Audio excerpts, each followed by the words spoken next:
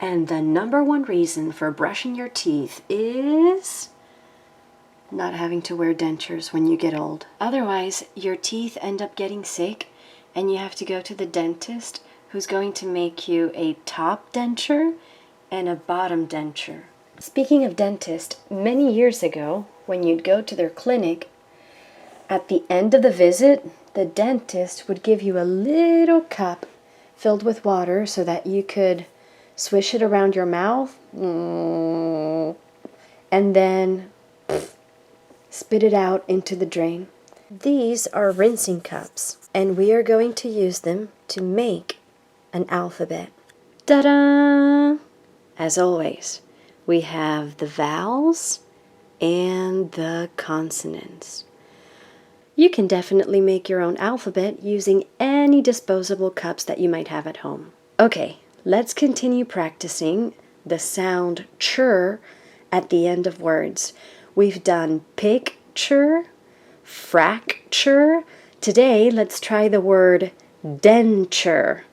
Do you know the first sound in denture? Are you looking at it? Excellent. Let's find it together.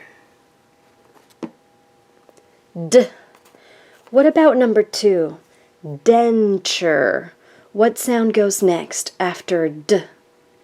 Yes, it's one of the blue ones. There it is. D. E. What about number 3? Denture. That's right. We're back at the green ones. Den. What about number 4? Dun dun dun. Let's get ready for the ending. Chur. Oh, come on, it's your 3rd day. You remember, right in the middle. Nope, not CH. Let's go for T. U. R. E. Chur. Let's sound it out together. D. E. N.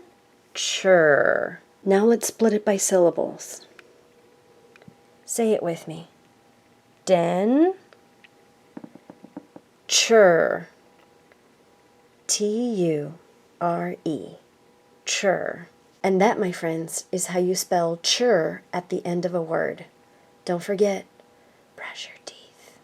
Thanks for watching.